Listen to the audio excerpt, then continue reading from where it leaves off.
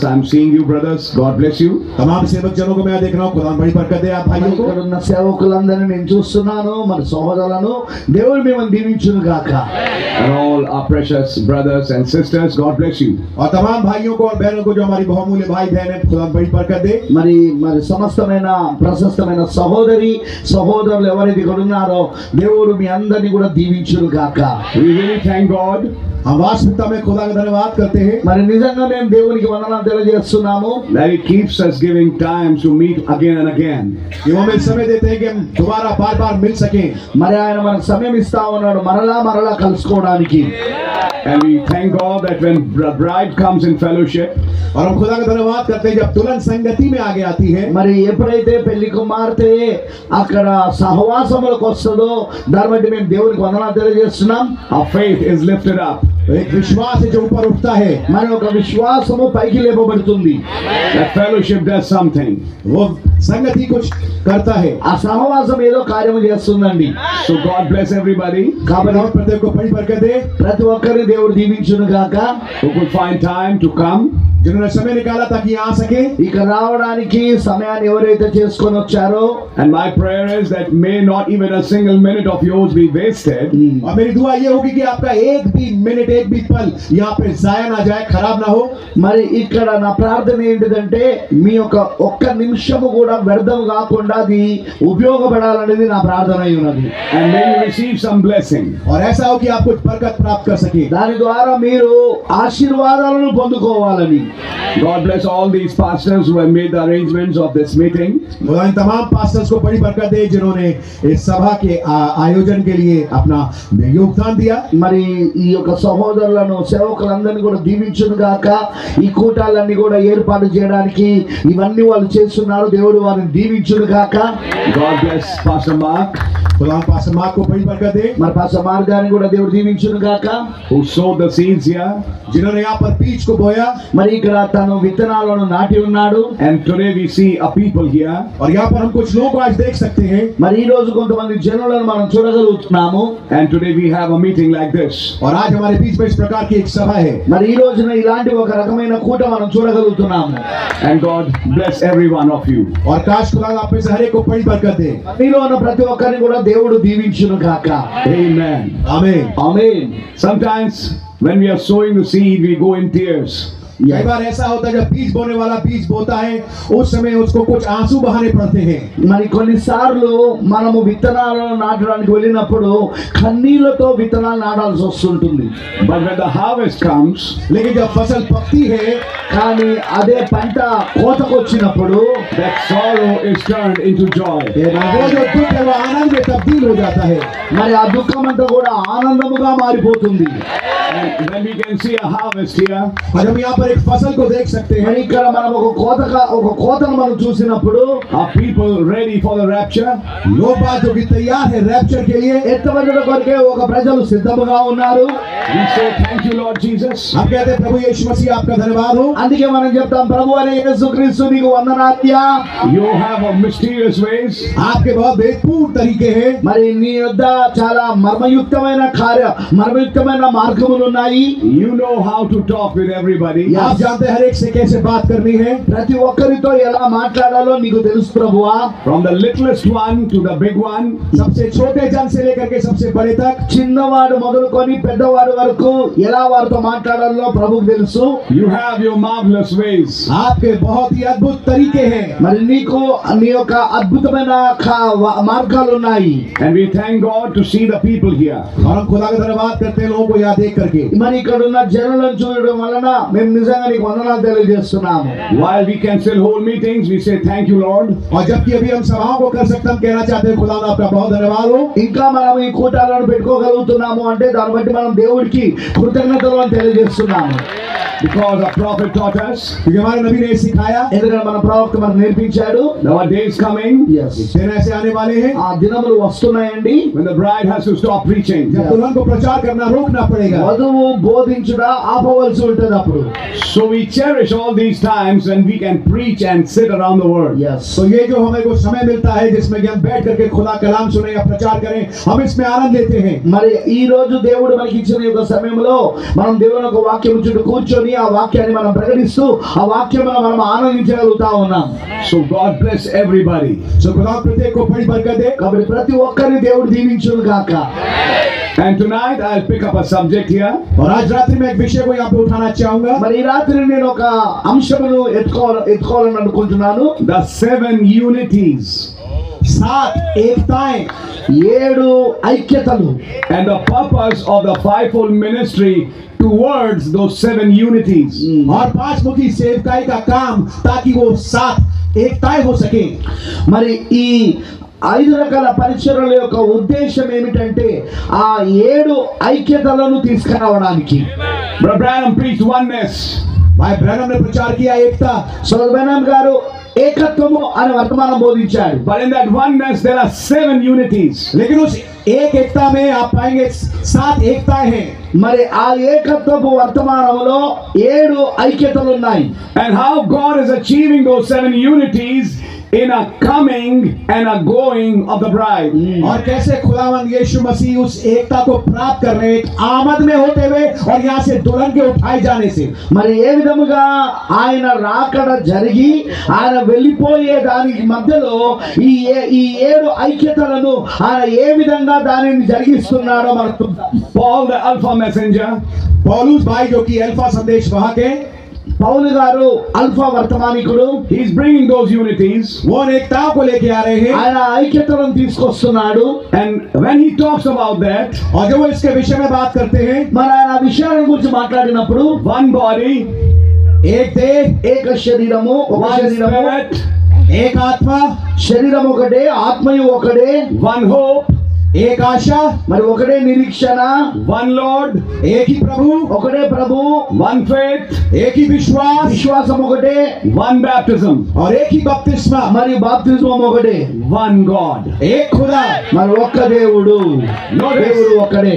7 unities. ध्यान से देखिए 7 एकताएं. ఇక్కడ గమనించండి 7 ఐక్యతలు కనబడుతున్నాయి. One body, एक देह, ఏక శరీరం, one spirit, एक आत्मा, ఆత్మయు ఒకటే, one hope, एक आशा, మరి ఒకటే one నిరీక్షణ, Lord, एक ही प्रभु, ఒకటే ప్రభు, one faith, एक ही विश्वास, విశ్వాసం ఒకటే, one एक baptism, ही बपतिस्मा, బాప్తిజం ఒకటే, one God एक खुदा మరి దేవుడు ఒకటే, and Father మరి ఆ తండ్రి, of all, सबका, అందరికీ తండ్రి, who's above all, जो हम सब के ऊपर है, ఆయన మన పైన ఉన్నాడు, through all, हम सब के मध्य में, हम सब के अंदर में है, మరి ఆయన మన మధ్యలో ఉన్నాడు, in you all.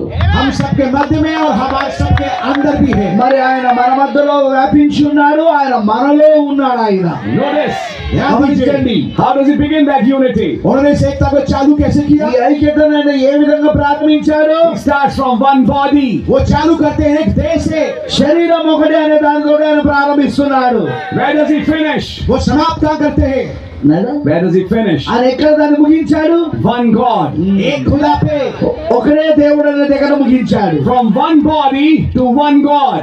एक देह से एक खुदा तक. శరీరం ఒకటే దగ్గర నుండి ఒక దేవుడి దగ్గరికి వరకు. That one body is on earth today.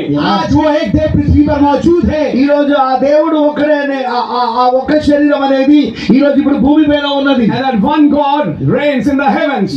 और वो एक खुदा राज करता है स्वर्ग में. మరి ఆ ఒక్క దేవుడు ఇప్పుడు పరలోకములో పరిపాలిస్తున్నాడు. He's moving from earth to heaven. तो वो जा रहा है पृथ्वी से स्वर्ग में. మరి ఆయన ఇక్కడ అక్కడ భూమిపై నుండి పరలోకం వరకు ఆయన కదలాడుతా ఉన్నాడు. ఇప్పుడు From one body एक देह से ఏక శరీరం నుండి to one God. एक खुदा पे. ఒక దేవుడి దగ్గరికి. And then he says, और तब वो कहते हैं, తర్వాత ఏం చెప్తున్నాడు. he gave some apostles, उसने कुछ को प्रेरित करके नियुक्त किया, మరి కొంతమందిని అపోస్తలుని ఇచ్చాడు, and some prophets, और कुछ को भविष्यद्वक्ता नियुक्त కొందరిని करके, ప్రవక్తలను ఇచ్చాడు, some evangelists, और कुछ को सुसमाचार सुनाने वाले, కొంతమందిని సువార్తికులను ఇచ్చాడు, some pastors, और कुछ रखवाले, మరి కొంతమంది కాపలను ఇచ్చాడు, and some teachers. और कुछ शिक्षक उपदेशकों को। కొందరిని ఉపదేశకులను ఇచ్చాడు. What is the purpose? मकसद क्या है? అసలు ఉద్దేశం ఏంటి? For the perfecting of the saints. ताकि पवित्र लोग सिद्ध हो जाएं, అదే ఈ యొక్క పరిశుద్ధులు సంపూర్ణులు అవడానికి, For the work of the ministry. सेवा का काम ताकि हो सके, మరి అక్కడ సేవ యొక్క పని జరగడానికి, For the edifying of the body of Christ. ताकि मसीह यीशु की दे उन्नति पाए। మరి క్రీస్తు యేసు యొక్క శరీరము క్షేమాభివృద్ధి పొందడానికి. Why? क्यों? ఎందుకు? Till we all come in the unity of the faith. जब तक कि हम सब के सब उस विश्वास की एकता तक ना पहुंच जाएं, దాని ద్వారా మనం అందరము కూడా ఆ ఏకత్వంలోనికి, విశ్వాస విషయంలో ఏకత్వంలోనికి రావడానికి, And of the knowledge of the Son of God. और खुदा के पुत्र के ज्ञान तक, దేవుని కుమారునికి వచ్చిన జ్ఞాన విషయంలోను Unto a perfect man. एक सिद्ध मनुष्य ना जब तक बन जाए, సంపూర్ణ పురుషులకు వరకు, Unto the measure of the stature of the fullness of Christ. और मसीह के पूरे डील डॉल तक ना पड़ जाए। క్రీస్తునకు కలిగిన సంపూర్ణతకు సమానమైన సంపూర్ణత కలుగు వరకు. The purpose of this fivefold ministry इस 5 प्रकार की सेवकाई का जो उद्देश्य ఈ है, 5 రకాల పరిచర్యల యొక్క ఉద్దేశం ఏమిటంటే, is towards these 7 unities. Yes. वो इन 7 एकताओं की ओर है। అవి ఈ 7 ఐక్యతల వైపు తీసుకురావడానికి. They work in one body वो काम करते हैं एक देह में, వారు ఒక శరీరంలో పనిచేస్తారు, to bring it to one faith. ताकि उसको एक विश्वास पे ला सके। దాని ద్వారా వారు ఒక్క విశ్వాసంలోకి తీసుకురావడానికి. Notice what's happening now. ध्यान से देखिए अब क्या हो रहा है। ఇప్పుడు ఏం జరుగుతా ఉన్నదో మీరు గమనించండి. It's starting from body ये चालू कर रहा है देह से, ఇది శరీరం నుండి ప్రారంభమవుతున్నది, and going to a stature of a perfect man. और एक सिद्ध मनुष्य के डील डॉल तक पहुंच रहा है। మరి అది ఒక పరిపూర్ణ మానవ స్వరూపం వైపుకు వెళ్తా ఉన్నది. Who is that perfect man? वो सिद्ध मनुष्य कौन है? ఆ సంపూర్ణమైన పురుషుడు ఎవరు? Christ. मसीह। క్రీస్తు. Christ is that perfect man. मसीह वो सिद्ध मनुष्य है। మరి సంపూర్ణ పురుషుడు క్రీస్తు అయి ఉన్నాడు. What's happening here? यहाँ पर क्या हो रहा ఇక్కడ है? ఏం జరుగుతా ఉన్నది? The ministry is to bring the body to the nature of Christ. Yes. सेवका ये है कि देह जो है मसीह के डील डॉल तक पहुंच सके। సేవ ఏమిటంటే, ఆ పరిచర్య ఏమిటంటే, ఇదిగో ఈ యొక్క క్రీస్తు యొక్క శరీరము సంపూర్ణమైన వ్యక్తిగా మారేదాకా. What is it? ये क्या है? అదేమిటి? Start the ministry on earth सेवकाई को पृथ्वी में चालू करना పరిచర్య భూమిపైన ప్రారంభించి and take it to heaven. और उसको स्वर्ग में लेके जाना। మరి దానిని పరలోకమునకు తీసుకెళ్ళడానికి. By the time the 7 unities are over, जब तक ये 7 एकताएं संपन्न होती है, దాని సమయానికి ఇది 7 ఐక్యతలు అయిపోతాయి. one body and one God have become one. एक है और एक खुदा एक हो चुके हैं। ఒక శరీరము, ఒక దేవుడు, ఇప్పుడు వాళ్ళిద్దరు ఒకరయ్యారు. What happens? क्या होता है? ఏం జరుగుతున్నది? The bride is raptured. दुल्हन का रैप्चर हो जाता है। వధువు ఎత్తబడతా ఉన్నది. She and Christ becomes one. वो और मसीह एक हो जाते हैं। ఆమె మరి క్రీస్తు ఒకటవుతా ఉన్నారు. And the purpose of the ministry और सेवकाई का मकसद మరి సేవ యొక్క ఉద్దేశము is to work toward these 7 unities. वो ये है कि इन 7 एकताओं की ओर काम करे। మరి 7 ఐక్యతలను తీసుకురావడం అయి ఉన్నది. Now I'm going to show you something. अब मैं आपको कुछ दिखाऊंगा। మరి నేను మీకు ఒక దాన్ని చూపించబోతున్నా. From verse 4 to verse 6, 4 आयत से 6 आयत तक 4 నుండి 6 వచనాల వరకు Paul describes these 7 unities.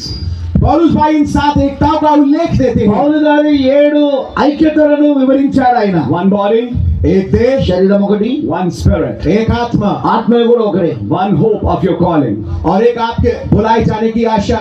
అలాగనే మీ యొక్క పిలుపు విషయమై కూడా ఒకటే నిరీక్షణ, one Lord, एक ही प्रभु, ఒకటే ప్రభు, one faith, एक ही विश्वास, ఒకటే విశ్వాసం, one baptism. और एक ही बपतिस्मा। ఒకటే బాప్తిస్మం. There are not 2 or 3 or 5 baptisms. 2, 3, 5 ऐसे बपतिस्मा नहीं है। 2, 3, 5 బాప్తిస్మాలు లేవండి. And what is that one baptism? और वो एक बपतिस्मा क्या है? ఆ ఒక్క బాప్తిస్మం ఏంటి? Brother Branham explained. भाई ब्रैनम ने समझाया। జగన్నాథ్ గారు వివరించాడు. It is not even water baptism. नबी ने समझाया कि ये पानी का बपतिस्मा भी नहीं है అది जिसमें కనీసము बोला जा रहा है। అది కనీసము నీటి బాప్తిస్మం కూడా కాదని ప్రవక్త చెప్పాడు. Notice, what is that one baptism? वो एक बपतिस्मा क्या है? మరి అదేమిటి ఆ ఒక్క బాప్తిస్మము? The baptism of the Holy Ghost. बपतिस्मा పరిశుద్ధాత్మ యొక్క బాప్తిస్మం అయి ఉన్నది, Which you receive after fulfilling Acts 2:38. जो कि आप प्राप्त करते हैं प्रेत 2:38 को पूरा करने के बाद। అపోస్తల కార్యము 2:38 నువ్వు నెరవేర్పు చేసిన తర్వాత నువ్వు దాన్ని పొందుకుంటావు. Repent तौबा करो మారవలసి పొందు and be baptized in the name of Lord Jesus Christ. और तुम में से प्रत्येक प्रभु यीशु मसीह के नाम से बपतिस्मा ले, ప్రభు అయిన యేసుక్రీస్తు యొక్క నామములో నువ్వు బాప్తిస్మం పొందుకో. And you shall receive the gift of the Holy Ghost. हाँ तुम पवित्र आत्मा का दान पाओगे। అప్పుడు నువ్వు పరిశుద్ధాత్మని వరము పొందుదువు. 1 Corinthians 12. पहला कुरिन्थियों 12वां अध्याय। మొదటి కొరింథీ 12వ అధ్యాయము. By one Spirit, एक ही आत्मा के ఒకే द्वारा ఆత్మ ద్వారా we are baptized into one body. हमारा एक देह में बपतिस्मा हुआ है। మరి ఒకే శరీరములో మనం బాప్తిస్మం పొంది ఉన్నాము. One baptism, one Spirit, एक बपतिस्मा एक आत्मा ఒకే బాప్తిస్మము, మరి ఒకే ఆత్మ, and one body. और एक ही देह। మరి ఒకే శరీరం. So I want to say something here. तो मैं यहाँ पे कुछ कहना चाहता ఇక్కడ हूँ। నేను దాన్ని మీకు చెప్పకూడుతున్నా. Brother Branham also said, भाई ब्रह्म ने ये भी कहा। బ్రదర్ గారు ఇది కూడా చెప్పాడు. I'm speaking to message believers now. నేను ఇప్పుడు విశ్వాసులతో నేను మాట్లాడుతున్నాను. Listen to it carefully. ఇది జాగ్రత్తగా చూడండి. Baptism in titles is not a right baptism. మరి మరి ఈ ఈ యొక్క బిరుదుల గురించి చెప్పబడిన బాప్తిస్మం ఏదైతే ఉందో అది సరైన బాప్తిస్మం కాదు. लकबों में बपतिस्मा लेना ये उचित बपतिस्मा नहीं है। That's not a right baptism. ये उचित बपतिस्मा नहीं है। అది సరైన బాప్తిస్మం కాదు. But the right baptism लेकिन उचित बपतिस्मा కానీ సరైన బాప్తిస్మము is in the name of Lord Jesus Christ. वो प्रभु यीशु मसीह के नाम में है। అది ప్రభు యేసుక్రీస్తు యొక్క నామములో. Can you say amen? क्या मानी कह सकते हैं? మీరు ఆమేన్ చెప్పగలరా? That's right. ये बात सही है। అది నిజం. We got a revelation of that. हमें इसका मुख्य आश्रय मिला है। దాని గురించిన ప్రత్యక్షత మనం కలిగి ఉన్నాం. But we need to understand this. लेकिन हमें ये समझना जरूरी है, కానీ మనం అర్థం చేసుకోవాల్సిన అవసరం ఉంది. Even after water baptism, यहाँ तक कि पानी के बपतिस्मे के बाद भी నీటి బాప్తిస్మం తర్వాత కూడా the thing is not over. तो चीज जो है वो पूरी हुई नहीं। కార్యము పూర్తి కాలేదు. Because after that water baptism, क्योंकि उस पानी के बपतिस्मे के बाद నీటి బాప్తిస్మం తర్వాత you need to receive the Holy Ghost. जरूरी है कि आप पवित्र आत्मा को प्राप्त करें। నువ్వు పరిశుద్ధాత్మను పొందుకోవాల్సిన అవసరత ఉన్నది. Without that Holy Ghost, बगैर उस पवित्र आत्मा के పరిశుద్ధాత్మ లేకుండా that water baptism is of no use. Yes. वो पानी का बपतिस्मा कोई फायदा देगा नहीं। ఆ నీటి బాప్తిస్మం వలన ఏమీ ప్రయోజనం లేదు. Brother Branham said, भाई ब्रह्म ने कहा, సోబెరన్ గారు చెప్పారు. you can be baptized many times. He said 50 or 100 times. नबी ने कहा कि आपका 50 बार 100 बार बपतिस्मा हो सकता है। మరి ప్రవక్త గారు చెప్పారు నువ్వు 50 సార్లు కావచ్చు, 100 సార్లు కావచ్చు, ఎన్నిసార్లు నేను బాప్తిస్మం పొందుకోవచ్చు. In the name of Lord Jesus Christ. प्रभु यीशु मसीह के नाम में। ప్రభు అయిన యేసుక్రీస్తు నామములో మళ్ళీ And you can still be lost.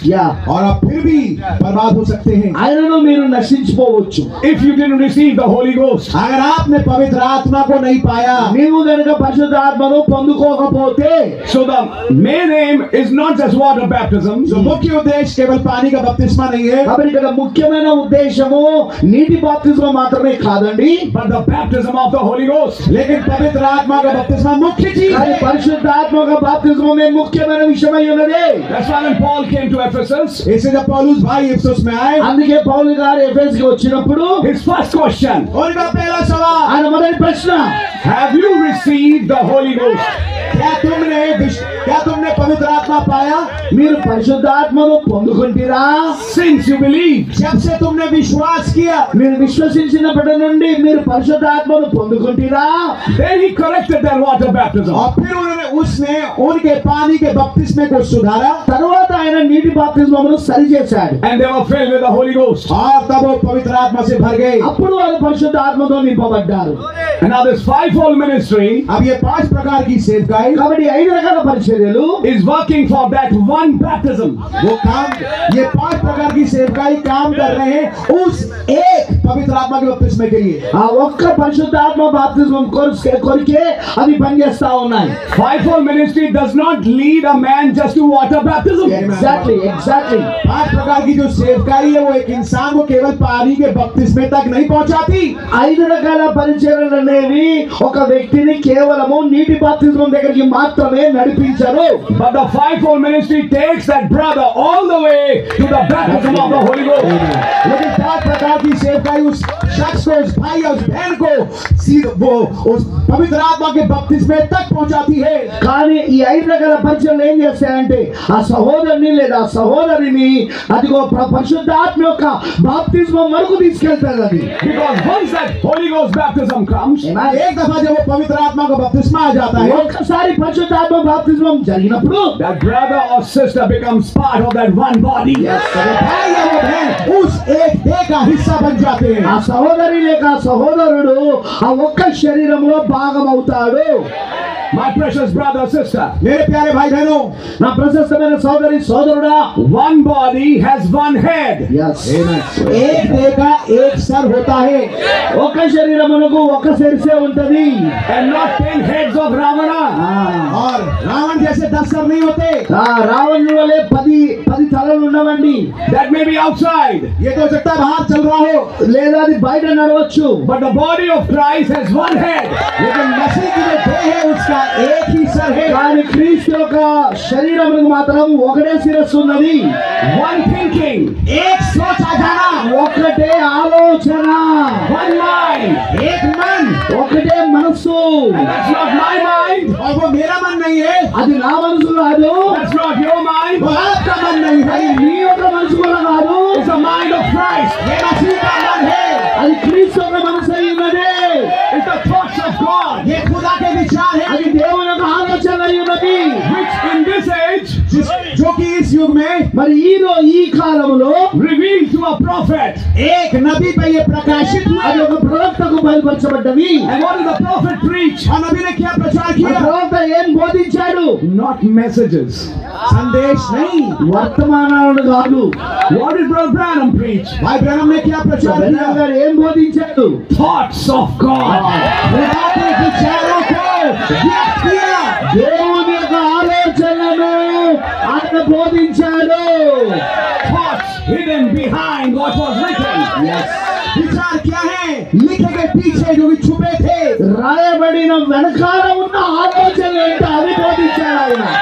Brother Paul said, भाई पौलुस ने कहा, పౌలు గారు చెప్పాడు, the letter killeth, शब्द मारता है అక్షరం చంపును but the spirit quickeneth. लेकिन आत्मा जिलाती है। కానీ ఆత్మ జీవింపజేయును. We are not ministers of letter, हम शब्द के सेवक नहीं है, మనం అక్షరములకు పరిచారకులము కాదు, but we are ministers of the spirit. लेकिन आत्मा के सेवक है। కానీ మనం ఆత్మ యొక్క పరిచారకులమై ఉన్నాం. And spirit speaks even those things which are not written. और आत्मा यहाँ तक कि उन बातों को बोलता है जो लिखी भी नहीं है। మరి ఆత్మ మాట్లాడుతుంది ఏ కార్యములంటే కనీసం అవి రాయబడి కూడా రాయబడి మాట్లాడతారు ఆయన. It speaks the thoughts of God. वो खुदा के विचारों को बोलता और व्यक्त करता है। ఆయన దేవుని యొక్క ఆలోచనను మాట్లాడతాడు. God's thoughts behind that word.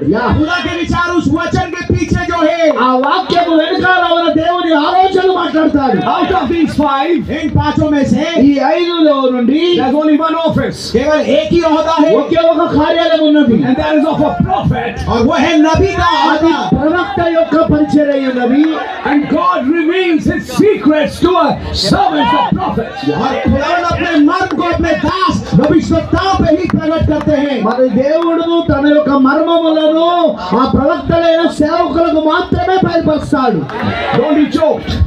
इससे घुटन महसूस ना करें। దీన్ని బట్టి మీకు గొంతులో ఇరుక్కున్నట్టుగా చేసుకోకండి, అనుకోకండి. I am also a minister. मैं भी सेवक हूँ, నేను కూడా ఒక సేవకునే, I am also a pastor. मैं भी एक पास्टर हूँ, నేను కూడా ఒక పాస్టర్నే. But I have no ministry without a prophet. लेकिन मेरी कोई सेवकाई बगैर नबी के नहीं है। ప్రవక్త లేకుండా నాకు అసలు పరిచర్యనే లేదు. God didn't reveal His thoughts to a pastor, but He revealed it to a prophet, and a pastor has to go to a prophet to catch the thoughts of God. खुदा ने अपने विचारों को पास्टर पे नहीं लेकिन एक नबी पे प्रकट किया, और जरूरी है कि वो जो पास्टर है नबी के पास जाए, उन विचारों को पकड़े और फिर लोगों को व्यक्त करे। మరి దేవుడు దేవుడు తన యొక్క ఆలోచనలను పాస్టర్ కి బయలుపరచడు కానీ తన ఆలోచనలను ప్రవక్తకు బయలుపరుస్తాడు. మరి పాస్టర్ అనేవాడు ఖచ్చితంగా ప్రవక్త దగ్గరికి వెళ్ళి ఆ ప్రవక్త యొక్క ఆలోచనలు తీసుకొని ప్రజలకు బోధించవలసి ఉన్నది. David is a wonderful man. Dawood एक बहुत ही प्यारा जन है.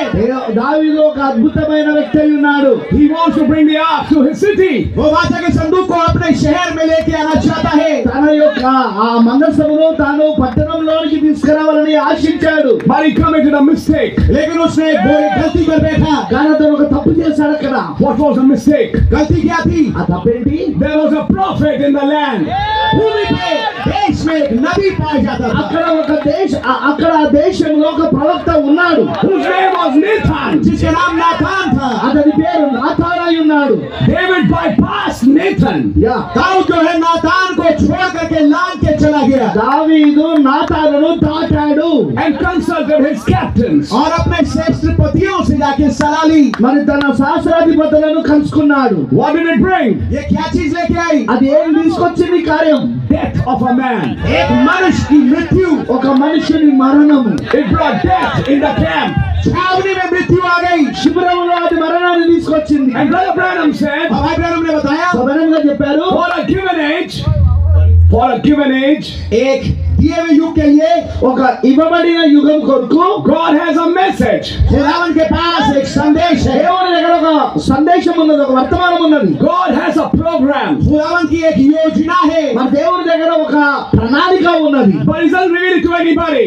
लेकिन इस योजना को वो हर किसी शख्स पे प्रकट नहीं करते. కానీ ఆయన సంకల్పాన్ని, ఆ ప్రణాళికను ఎవరు పడితే వాళ్ళకు ఆయన బయలుపరచడు. He reveals it to only one office. केवल एक ही कार्यालय, एक ही अहदे पे वो इस बात को प्रकट करते हैं. ఆయన కేవలం ఒకే ఒక కార్యాలయములకు ఆయన బయలుపరుస్తారు, ఒకే ఒక పరిచర్యకు. And that's the office of a prophet. और वो होता है नबी का. అది ప్రవక్త యొక్క కార్యాలయం అయి ఉన్నది.